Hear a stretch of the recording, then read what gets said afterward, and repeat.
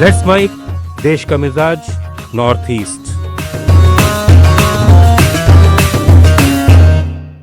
Let's mic देश का मिजाज और खबरें उत्तर पूर्व भारत से। असम में अखिल असम छात्र संघ यानी आसू ने पूरे राज्य में प्रदर्शन किया। ये विरोध सरकार के उस फैसले का है जिसमें कुछ अवैध हिंदू बांग्लादेशी लोगों के केस विदेशी ट्रिब्यूनल से हटाने को कहा गया है। आसू का कहना है कि ये असम समझौते के खिलाफ है और धर्म के आधार पर गलत लोगों को बचाया जा रहा है। सभी जिलों में लोगों ने सरकार के आदेश की प्रतियां जलाकर विरोध जताया। विपक्ष के नेता देवव्रत सैकिया और कांग्रेस नेता रिपुन बोरा ने भी इस फैसले के विरोध में आसू का साथ दिया। उनका कहना है कि इससे असम की जमीन और पहचान को नुकसान होगा। सीपीएम ने ऐलान किया है कि वो आने वाले बोडोलैंड टेरिटोरियल काउंसिल चुनाव में 4 से 5 सीटों पर चुनाव लड़ेगी। पार्टी असम विधानसभा चुनाव के लिए राज्य भर की 15 सीटों पर तैयारी भी कर रही है।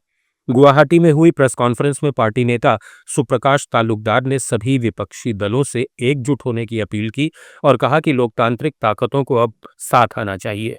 उन्होंने आरोप लगाया कि राज्य की बीजेपी सरकार वोटों के ध्रुवीकरण के लिए मुसलमानों को जबरन बेदखल कर रही है और लोगों को धर्म के नाम पर बांटने की कोशिश कर रही है। त्रिपुरा के राज्यपाल इंद्रसेना रेड्डी नल्लू ने सिमना में ब्रह्मकुंडा टी स्टेट का दौरा किया। उन्होंने चाय बागान के मजदूरों से मुलाकात की और ब्रह्मकुंडा टी प्रोसेसिंग सेंटर का निरीक्षण किया। मीडिया से बातचीत में उन्होंने त्रिपुरा सरकार की चाय उद्योग को आधुनिक बनाने की कोशिशों की सराहना की और ब्रह्मकुंडा यूनिट को इसका अच्छा उदाहरण बताया। इस मौके पर त्रिपुरा टी डेवलपमेंट कॉरपोरेशन के अध्यक्ष एमडी और मोहनपुर के एसडीएम भी मौजूद रहे। त्रिपुरा की राजधानी अगरतला के पुरुबसा में हैंडलूम एक्सपो मेला लगाया गया है। एक्सपो में हस्तशिल्प और रेशम उद्योग मंत्री विकास देव वर्मा ने कहा कि सरकार का उद्देश्य महिलाओं को आत्मनिर्भर बनाना है। इसके लिए कौशल विकास और उत्पादन बढ़ाने पर जोर दिया जा रहा है। उन्होंने शिल्पकारों से उत्पादन बढ़ाने की अपील करते हुए उन्हें भरोसा दिलाया कि मार्केटिंग की पूरी जिम्मेदारी सरकार की होगी। इस मौके पर हैंडलूम, हस्तशिल्प और रेशम में उत्कृष्ट प्रदर्शन करने वाले शिल्पकारों को पुरस्कृत किया गया। एक्सपो 11 अगस्त तक चलेगा। मणिपुर पुलिस ने सेनापति जिले में इनर लाइन परमिट आईएलपी के तहत एक विशेष अभियान चलाया जिसमें 2412 लोगों की पहचान जांची गई। इनमें 170 लोग बिना वैध परमिट के यात्रा करते पाए गए जबकि 134 के पास समाप्त हो चुके परमिट थे। सभी को माओ गेट के आईएलपी काउंटर ले जाया गया जहां उन्हें वैध परमिट लेने के बाद ही आगे जाने की अनुमति दी गई। यह अभियान सेनापति पुलिस टास्क फोर्स की निगरानी में चला और इसमें नेशनल हाईवे 2 समेत कई अहम रास्तों को शामिल किया गया। अब तक किसी अवैध प्रवासी की पहचान नहीं हुई है। ईटानगर में अरुणाचल फ्रंटियर ट्राइबल फ्रंट ने असिस्टेंट इंजीनियर भर्ती परीक्षा के नतीजों में गड़बड़ियों को लेकर अरुणाचल लोक सेवा आयोग को ज्ञापन सौंपा है। 27 जुलाई को हुई इस परीक्षा के नतीजे 30 जुलाई को जारी किए गए, लेकिन फ्रंट ने आरोप लगाया कि परिणाम नियमों के खिलाफ हैं।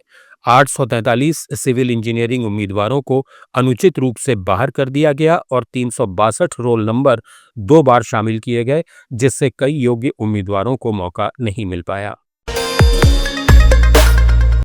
मिजोरम के चंपाई जिले में असम राइफल्स और मिजोरम पुलिस की कार्रवाई में 9 करोड़ रुपए से ज्यादा की हेरोइन और विदेशी सिगरेट जब्त की गई है। इस मामले में एक व्यक्ति को गिरफ्तार किया गया है। हेरोइन और सिगरेट समेत आरोपी आगे की कार्रवाई के लिए पुलिस को सौंप दिया गया है। इधर नागालैंड में दीमापुर कोहिमा 4 लेन राष्ट्रीय राजमार्ग 29 परियोजना की नई संशोधित समय सीमा अब जून 2027 तय की गई है। ये प्रोजेक्ट 5 हिस्सों में बांटा गया है। पैकेज 1 की प्रगति 99.81% तक पहुंच चुकी है जबकि पैकेज 3 की धीमी प्रगति के कारण इसे जून 2027 तक पूरा करने का लक्ष्य रखा गया है। सिक्किम के पाक्योंग जिले के रहने वाले पर्यावरण कार्यकर्ता कुमार योंजन को अंतर्राष्ट्रीय स्तर पर बड़ी मान्यता मिली है। ब्रिटेन की रॉयल हॉर्टिकल्चर सोसाइटी ने ऑर्किड फूल की एक नई किस्म का नाम सिम्बिडियम कुमार योंजन रखा है। ये सम्मान उन्हें प्रकृति और जैव विविधता की रक्षा में उनके काम के लिए दिया गया है। ये नई किस्म सिम्बिडियम मैजिक कीवी और सिम्बिडियम जोन्स करिश्मा को मिलाकर तैयार की गई है। जुड़े रहिए लेट्स माइक के साथ।